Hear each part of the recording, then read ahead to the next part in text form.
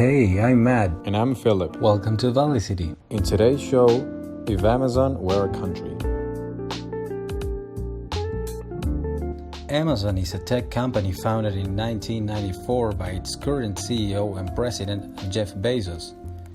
After surviving the dot-com crisis in the late 1990s and the early 2000s, it skyrocketed its way into becoming the second largest employer, one of the most valuable companies in the world, and the most popular online shopping platform out there, Amazon.com.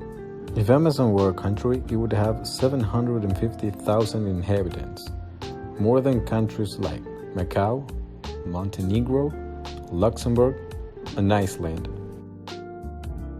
In 2019, the Amazon country had an annual revenue or GDP of $280,522 billion. That means every citizen, on average, is responsible for $374,000 of the nation's GDP. That's a lot. In fact, with that GDP, it would be the 42nd largest economy on Earth. Say what? That's right, Philip. Amazon would do better than almost 160 countries across the globe, outperforming developed economies like Finland with $277 billion and New Zealand with $205. Not bad, eh? By the way, Philip, could you tell me what the fastest growing countries in 2019 were? According to the International Monetary Fund, the top 5 countries with the highest real GDP growth rates by the end of 2019 were Dominican Republic, the Republic of South Sudan, Rwanda, Bangladesh, and Ivory Coast, with an average growth of 8%. Certainly emerging economies, so they are expected to grow as high. Want to know how Amazon did it? Well, its annual GDP increased by 20.45% from 2018, which is far better than the ones you just mentioned. I know, and it only gets better. Let's take a quick peek at their cash on hand. If Amazon actually had a central bank, they'd be looking at $55 billion in savings in their vault.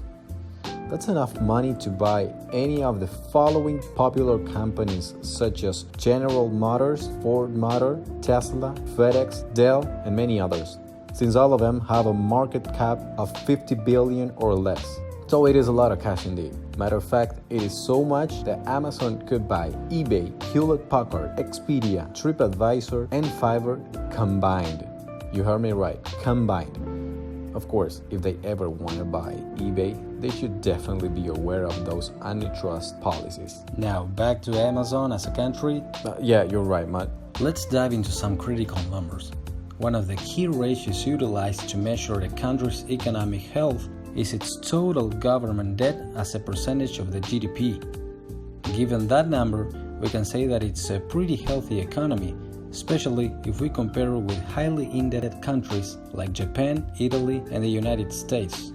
Still, we could cut back that number to around 40%, which is the average for countries like the Netherlands, Australia, Switzerland, Sweden, Norway, Denmark, Iceland, and New Zealand. Another key ratio is the current government expenditure, meaning how much money nations spend to run their public policies, like health, justice, and education, as a percentage of the GDP.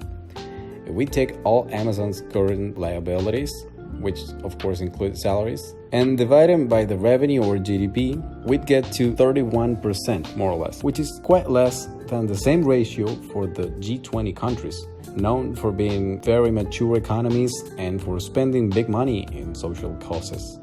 So in that case, so that ratio then go up? Let's talk about the salaries in Amazon Kingdom. The base salary for an entry level goes around $30,000 in a year, who can work their way up to the king of Amazon, earning as much as $20 million for the same period of time, including cash and equity options. The final question is, would you like to live in the Amazon country? Is there something they need to work on? Do you believe all the controversial allegations they had in the recent past? Let us know in the comments. If you liked the video, please give it a thumbs up and consider sharing it on social media and subscribing to ValiCity.